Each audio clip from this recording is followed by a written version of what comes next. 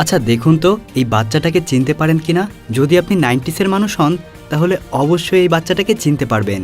আজকের গল্প নিয়ে আসলে খুব বেশি কিছু বলার নেই, কারণ এই মুভিটা দেখেননি এমন মানুষ হয়তো খুব কমই পাওয়া যাবে। এই বেবিজ ডে আউট নামের মুভিটার সাথে জড়িয়ে আছে আমাদের অনেক অনেক স্মৃতি। ছোটবেলায় এই বাচ্চাটার হাস্যকর সব কাজ কারবার দেখে হাসতে হাসতে পেটে খিল লেগে যেত আমাদের সবারই। তো চলুন আজকে এই মুভির এক্সপ্লেনেশনের মাধ্যমে ছোটবেলার স্মৃতিটাকে একটু মনে করা যাক। গল্পটা আমেরিকার শিকাগো শহরের এক বিখ্যাত ধনী পরিবারের, আর এই পরিবারেই রয়েছে আমাদের সবার আদরের এই ছোট্ট বাচ্চাটা। আদর করে তার বাবা মা তাকে বিঙ্ক নামে ডাকে।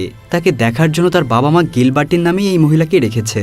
বিঙ্ক কিন্তু সবসময় অ্যাডভেঞ্চার অফ বেবি বো নামের একটা ছোট্ট গল্পের বই পড়তে পছন্দ করে। গিলবার্টিন সবসময় তাকে এই বইটা পড়ে শোনাতো। বইটা প্রতিদিন শুনতে শুনতেই তার প্রায় 100 বারের উপরে এই বইটার গল্প শোনা হয়েছে।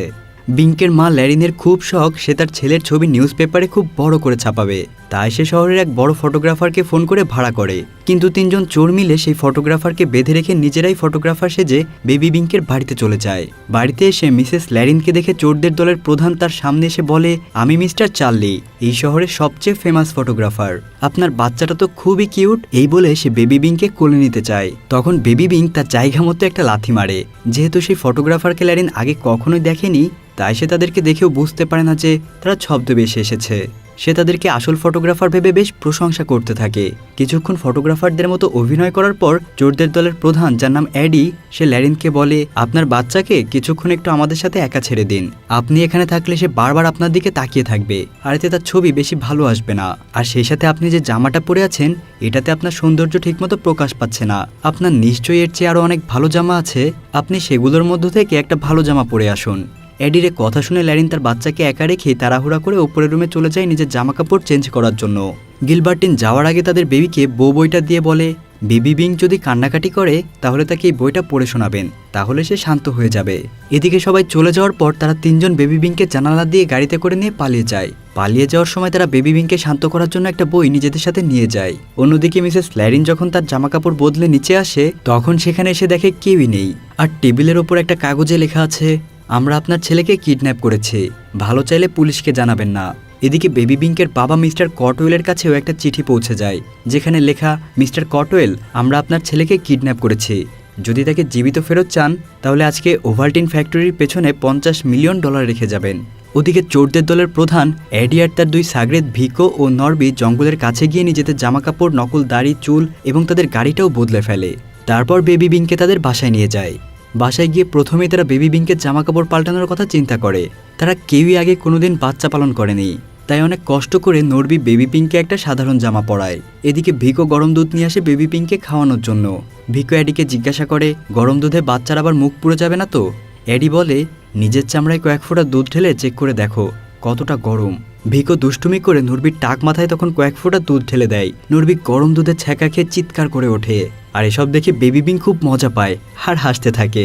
অ্যাডি তাদের বলে, বাচ্চাটাকে এখন ঘুম পাড়িয়ে দাও, বাচ্চাটা ঘুমিয়ে গেলে আশেপাশের কেউ সন্দেহ করবে না। নরবি তখন বাচ্চাটাকে পাশের রুমে নিয়ে যায় ঘুম পাড়ানোর জন্য। সে অনেক চেষ্টা করে বেবি বিঙ্ককে ঘুম পাড়ানোর, কিন্তু কোনোভাবেই সে তাকে ঘুম পাড়াতে পারে না। সে তার সামনে নাচ গান করে, কিন্তু তাতেও কোনো কাজ হয় না। তখন পাশের রুম থেকে এডি বলে ওঠে, বাচ্চাটাকে সেই গল্পের বইটা পড়ে শোনাও তো, তাহলে হয়তো সে ঘুমিয়ে যাবে। কিন্তু নরবি ছিল অশিক্ষিত, সে ঠিকমতো পড়তেও পারত না, তাই কোনো মতে ভাঙা গলায় সে বই পড়ে শোনাতে শোনাতে সে নিজেই ঘুমিয়ে পড়ে। এদিকে মিসেস ল্যারিনের বাসা থেকে পুলিশকে খবর দেওয়া হয়। পুলিশের সাথে বেশ কিছু গোয়েন্দা অফিসারও তাদের বাসায় আসে এবং বিভিন্ন জিনিসপত্র হাতে নিয়ে পরীক্ষা করতে থাকে। পুলিশ মিসেস ল্যারিনকে আপাতত বাইরে যেতে নিষেধ করে। অন্যদিকে নরবি ঘুমিয়ে যাওয়ার কারণে বেবি বিঙ্ক নিজেই নিজের বই খুলে দেখতে থাকে। বিঙ্ক তখন বাইরে তাকিয়ে 2টা কবুতর দেখতে পায়। সেই সাথে সে বইয়ের পাতা উল্টে বড় বড় 2টো কবুতরের ছবিও দেখতে পায়। তাই সে বইয়ের গল্পের মতো অ্যাডভেঞ্চার করার জন্য নিজেই হামাগুড়ি দিতে দিতে বিছানা থেকে নেমে কবুতরটার পিছু পিছু যাওয়া শুরু করে। এদিকে অ্যাডি আর ভিকো পাশের রুমে বসে টিভি দেখছিল। তাদের বেবি বিঙ্কের দিকে কোনো খেয়ালই নেই। বিঙ্ক সেই কবুতরটাকে ফলো করতে করতে সিঁড়ি বেয়ে একদম বাসার ছাদে উঠে যায়। ছাদ থেকে ভাঙা কাচের অংশ দিয়ে নিচের দিকে তাকিয়ে থাকে সে। তখন বিঙ্কের মুখ থেকে কয়েক ফোঁটা লালা এসে অ্যাডির ঘাড়ের উপরে পড়ে। অ্যাডি আর ভিকো প্রথমে বুঝতে না পারলেও পরে উপরের দিকে তাকিয়ে দেখে বিঙ্ক ছাদের উপর থেকে তাদের দিকে তাকিয়ে আছে। তারা সাথে সাথে গিয়ে নরবিকে জাগিয়ে তোলে। তারপর বিংকে ধরার জন্য আবার ছাদে চলে যায়, কিন্তু বিংক আবার কবুতরের পিছু করতে করতে একটা বড় কাঠের পাটাতনের উপর উঠে পড়ে। এরপর হামাগুড়ি দিতে দিতে সে পাশের ছাদে চলে যায়। এডি যখন বিংকে ধরতে আসে তখন সে পাটাতনে আঘাত খেয়ে ওখানে পড়ে যায়। ভিকো তখন রেগে গিয়ে ওই পাটাতনটাকে নিচে ফেলে দেয়। অন্যদিকে বেবি বিংক মনের আনন্দে হামাগুড়ি দিতে দিতে ইচ্ছামতো সামনের দিকে এগিয়ে যেতে থাকে। ভিকো আর নরবি কোনো রকমে এডিকে সোজা করে দাঁড় করায়। তারপর তারা তাকে বলে, আমাদের এখান থেকে লাফ দিয়ে পাশের বিল্ডিংয়ে যেতে হবে, কারণ বাচ্চাটা ওদিকেই চলে গেছে। তারপর তারা 1 2 3 বলে লাফ দিয়ে পাশের বিল্ডিংয়ে চলে যায়। মাথায় আঘাত পাওয়ার কারণে এডি তাদের সাথে লাফ দিতে পারে না, সে সাথে সাথেই নিচে পড়ে যায়। বেবি বিং ততক্ষণে হামাগুড়ি দিয়ে একটা বাসার ভেতরে ঢুকে পড়েছে। সে বাসার দরজায় হাত দিয়ে শব্দ করতে থাকে। সেই বাড়ির মহিলা এসে দরজা খুলে দেয়। ঠিক তখনই কুরিয়ার সার্ভিসের ডেলিভারি বয়ও সেই বাসায় এসেছিল, তাই সেই মহিলা বেবি বিংকে দেখতে পায় না। বাচ্চাটা তাদের পায়ের নিচ দিয়ে হামাগুড়ি দিয়েই বাইরে বের হয়ে যায়। সে সরাসরি গিয়ে লিফটের উপরে পড়ে, আর তখনই লিফটটা চালু হয়ে যায়। এরপর বেবি বিংক নিচে চলে আসে। এদিকে ভিকো নরবি এসে দেখে এডি আধমরা হয়ে নিচে পড়ে আছে। তারা তাকে টানাটানি করে কোনো রকমে দাঁড় করায়, আর ওই সময় বিংক তাদের পেছন দিয়ে চলে যায়। বিংক পাশে একটা নীল রঙের বাস দেখতে পায়, যেটা দেখে তার বেবি বউয়ের সেই নীল রঙের বাসটার কথা মনে পড়ে যায়। তারপর সে হামাগুড়ি দিয়ে সেই বাসটায় উঠে পড়ে। বাসটা যখন ছেড়ে দিয়েছে তখন তারা তিনজন দেখতে পায় বিং বাসে করে চলে যাচ্ছে, আর তারা সাথে সাথে সেই বাসটাকে ফলো করার জন্য নিজেদের গাড়ি নিয়ে বাসটার পিছে ধাওয়া করে, কিন্তু ঠিকমতো বাসের পেছনে লেগে থাকতে পারে না। তারা কয়েকবার অন্য পথে চলে যায়, আর তারপর তারা বাসটাকে হারিয়ে ফেলে। অন্যদিকে বাসের ভেতরে এক মোটা মহিলা বিংকের সামনে একটা ঝুড়ি রাখে। বিং ঝুড়ির মধ্যে কি আছে সেটা দেখতে গিয়ে ঝুড়ির ভেতরেই ঢুকে যায়। বাস থামলে মহিলা ঝুড়িতে কি আছে তা না দেখেই বেবি বিংকে সহ ঝুড়িটা নিয়ে বাস থেকে নেমে পড়ে। এদিকে চোরের দল শেষ পর্যন্ত বাসটাকে খুঁজে পায়। নরবি দৌড়ে এসে বাসটাকে চেক করতে শুরু করে, কিন্তু সে কোনোভাবেই বেবি বিংকে খুঁজে পায় না। আর এরই মধ্যে মোটা মহিলাটা ভিকোর সামনে দিয়ে চলে গেলে ভিকো সে ঝুড়ির মধ্যে বেবি বিংকে দেখতে পায়। তারপর তারা তিনজন মিলে সেই মহিলাটাকে ফলো করতে থাকে। সেই মোটা মহিলা একটু পরেই টের পেয়ে যায় যে ওই তিনজন তাকে ফলো করছে, তাই সে সাথে সাথে নিজের ঝুড়ি রেখে তাদেরকে মারতে শুরু করে। ঝুড়িটা মাটিতে রাখার কারণে বিং ঝুড়ি থেকে নেমে আবার হামাগুড়ি দিয়ে চলতে শুরু করে, আর পাশের একটা শপিং মলে ঢুকে পড়ে। এই শপিং মলে যারা শপিং করতে আসতো তাদের বাচ্চাদের জন্য আলাদা বেবি কেয়ার ইউনিট ছিল। বেবি বিংকে এক মহিলা হামাগুড়ি দিতে দেখে সে মনে করে বাচ্চাটা বেবি কেয়ার ইউনিট থেকে হয়তো বের হয়ে এসেছে, তাই সে আবার তাকে কোলে করে বেবি কেয়ার ইউনিটে রেখে আসে। তো বেবি বিংক আবার হামাগুড়ি দিয়ে সেই বেবি কেয়ার ইউনিট থেকে আস্তে আস্তে বের হয়ে পড়ে। এরপর সে একটা বেবি কেয়ার সাইকেলের নিচে ঢুকে পড়ে, কিন্তু একটু পরে এক মহিলা আসে আর বেবি কেয়ার সাইকেলটা নিয়ে চলতে শুরু করে। কিছু দূর গিয়ে মহিলাটা থেমে গেলে বেবি বিংক আবার সেখান থেকে বের হয়ে চলে আসে। বাইরে তখন একজন মহিলা সাংবাদিক বাচ্চাটা হারিয়ে যাওয়ার সম্পর্কে একটা নিউজ রিপোর্ট করছিল। বেবি বিংক তার পায়ের নিচ দিয়ে মাইক্রোফোনে তার পেঁচিয়ে কোনোভাবে সেখান থেকে চলে আসে। অল্প সময়ের জন্য তাকেও টিভিতে দেখানো হয়, কিন্তু কেউই সেটা লক্ষ্য করে না। তো চোর তিনজন পাশে দাঁড়িয়ে বাচ্চাটাকে কিভাবে খুঁজে পাবে সে বিষয়ে কথা বলছিল। তখন তারা টিভির দিকে তাকিয়ে বুঝতে পারে বাচ্চাটা তাদের আশেপাশেই আছে। এদিকে বেবি বিংকে একটা ট্যাক্সি দেখে তার বেবি বউয়ের একটা ট্যাক্সির ছবির কথা মনে পড়ে যায়। ট্যাক্সির দরজাটা খোলাই ছিল, তাই সে হামাগুড়ি দিয়ে চলতে চলতেই সেই ট্যাক্সির ভেতরে উঠে পড়ে। ওই ট্যাক্সির যাত্রীরা তাকে দেখতে না পেয়ে তার পাশে কিছু জিনিসপত্র রেখে দেয়, ফলে সে আবারও ঢাকা পড়ে যায়। ট্যাক্সি ছেড়ে দেওয়ার পরপরই এডি কোনোভাবে ট্যাক্সির ভেতরে বাচ্চাটাকে দেখতে পায়। ট্যাক্সিটা তার গন্তব্যে পৌঁছানোর পর যাত্রীরা সেখানে নেমে যায়, আর বেবি বিংকো এক ফাঁকে সেই ট্যাক্সি থেকে নেমে যায়। সে ট্যাক্সি থেকে আস্তে করে বের হয়ে যায়। সে বের হয়ে সামনে চিড়িয়াখানা দেখতে পায়, আর এটা দেখে তার মনে পড়ে যায় তার বেবি বউয়ে হুবহু এমন একটা চিড়িয়াখানা ছিল। তাই সে রাস্তার মধ্যে হামাগুড়ি দিয়েই সেই চিড়িয়াখানার দিকে যাওয়া শুরু করে।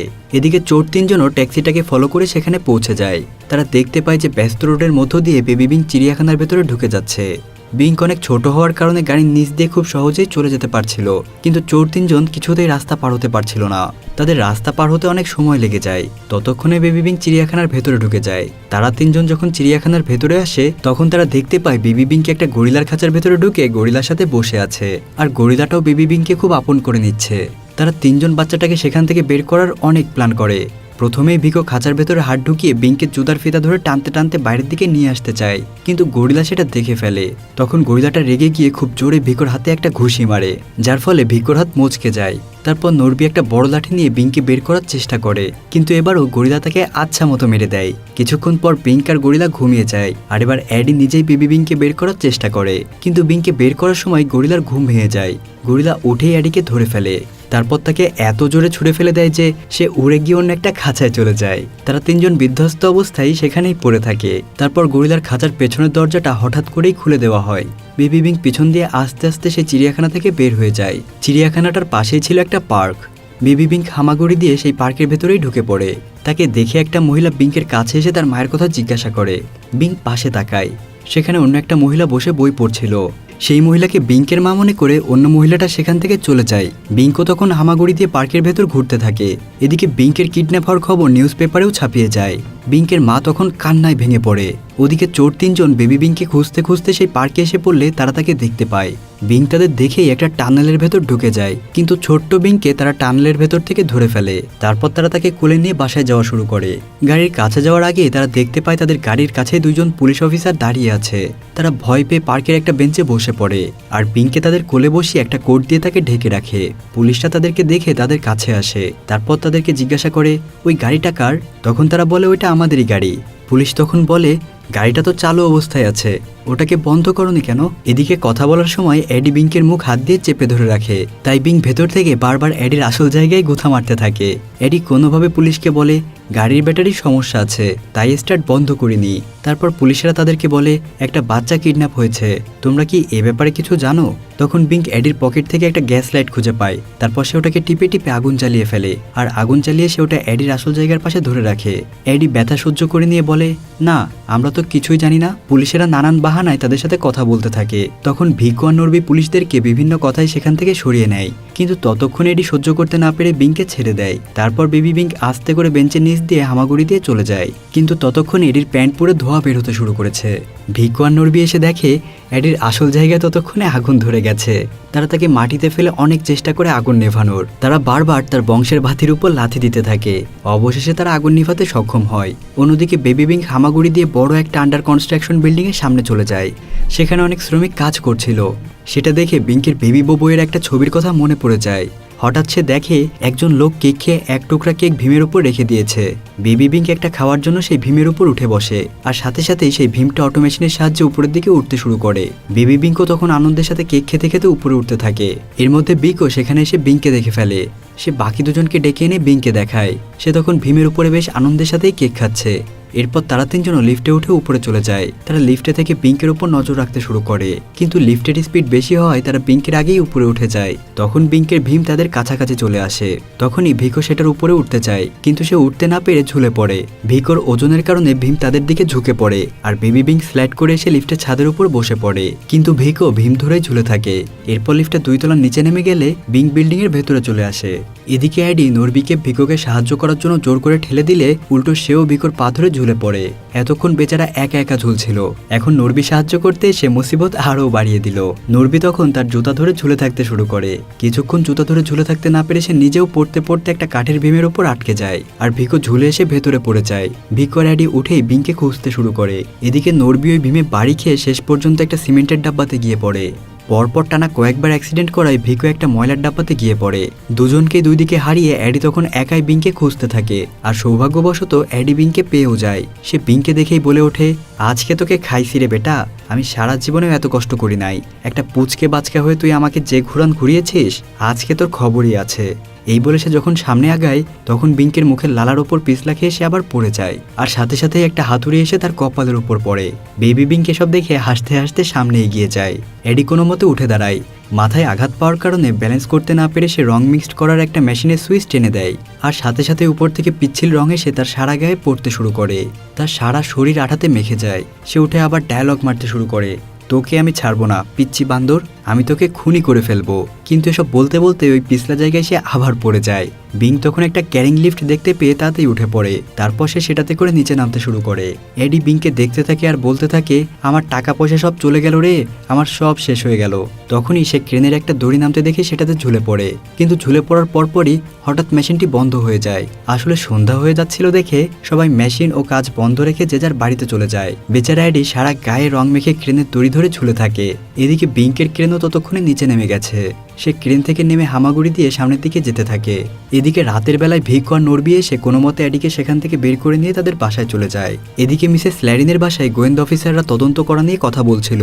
তারা বলে, আমরা রিপোর্ট পেয়েছি। অনেকেই বলেছে একটা ছোট্ট বাচ্চাকে প্রথমে পাশে দেখা গিয়েছে, এরপর একটা চিড়িয়াখানায় দেখা গিয়েছে, আর তারপর তাকে একটা পার্কে দেখা যায়। পাশেই বসে থাকা গিলবার্টিন তখন বলে ওঠে, শেষটা কি কনস্ট্রাকশন বিল্ডিং? অফিসার অবাক হয়ে বলে, হ্যাঁ।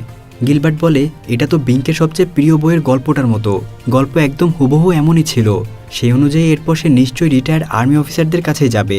সাথে সাথেই অফিসাররা তাদেরকে নিয়ে রিটায়ার্ড আর্মি অফিসারদের থাকার জায়গার দিকে রওনা হয়। এদিকে বেবি বিং সত্যি সত্যি আর্মি অফিসারদের হাউজে পৌঁছে যায়। বুড়া হয়ে যাওয়ায় রিটায়ার্ড আর্মি অফিসাররা তাকে দেখে অনেক খুশি হয়। তারা টিভিতে বিংকে কিডন্যাপ হয়ে যাওয়ার কথা জানতো। তারা বিংকে সবার মাঝখানে রেখে গান গেয়ে শোনাতে থাকে। আর কিছুক্ষণের মধ্যে সেখানে বিংকের বাবা মাও চলে আসে। তার মা তাকে দেখা মাত্র কোলে তুলে নেয়। সবাইকে ধন্যবাদ দিয়ে তারা বাড়ির উদ্দেশ্যে রওনা হয়। তো গাড়িতে যাওয়ার সময় বেবি বিংকে একটা বড় বিল্ডিং এর দিকে ইশারা করে বারবার বলতে থাকে, বু বু। তখন তার মা মিস ল্যারিন বুঝে যায় বিংকের বইটা ওই বিল্ডিংয়েই ফেলে এসেছে। তার মানে সে ওই বিল্ডিংয়েই ছিল। পুলিশ অফিসাররা তাড়াতাড়ি গিয়ে তাদের গাড়ি ঘুরিয়ে ওই বিল্ডিংয়ের কাছে যায়। আর সেই বিল্ডিং পুলিশ চারিদিক থেকে ঘিরে ফেলে। এদিকে সেই তিনজন চোর তখন ওই বিল্ডিংয়ের ভেতরে ছিল। হঠাৎ বু বু শব্দ শুনে অ্যাডি সামনে এসে সেই বইটা দেখতে পায়। সে বলে বিংক হয়তো সেই বইটা ফেরত নিতে চলে এসেছে। এই ধারণা করে তারা জানালার সামনে যায়। আর সাথে সাথেই তারা পুলিশের গাড়ি দেখতে পায়। পুলিশ তাদেরকে বলে তোমাদেরকে ঘিরে ফেলা হয়েছে, বাচ্চার বইটাকে নিচে ফেলে দাও আর আত্মসমর্পণ করো। তারা কষ্টে আর অভিমানে বইটা ছুঁড়ে ফেলে দিয়ে আত্মসমর্পণ করে। বেবি বিংকের বাবা মা বিংকে নিয়ে বাসায় চলে আসে। তারা বিংকে ঘুম পাড়িয়ে তাদের নিজেদের রুমে চলে যায়। কিন্তু বিংক একটু পরেই আবার উঠে যায়। তারপর সে আরেকটা বই হাতে নেয়, যার নাম বেবি বইয়ের চীন অ্যাডভেঞ্চার, মানে মুভিটার দ্বিতীয় পার্ট আসবে। তবে আজ প্রায় 30 বছর পার হয়ে গেলেও সেই দ্বিতীয় পার্টটি এখনও আসেনি। তাছাড়া এই বাচ্চাটাও কিন্তু এখন বুড়ো হয়ে গিয়েছে। তো ভালো থাকবেন সবাই, আল্লাহ হাফেজ।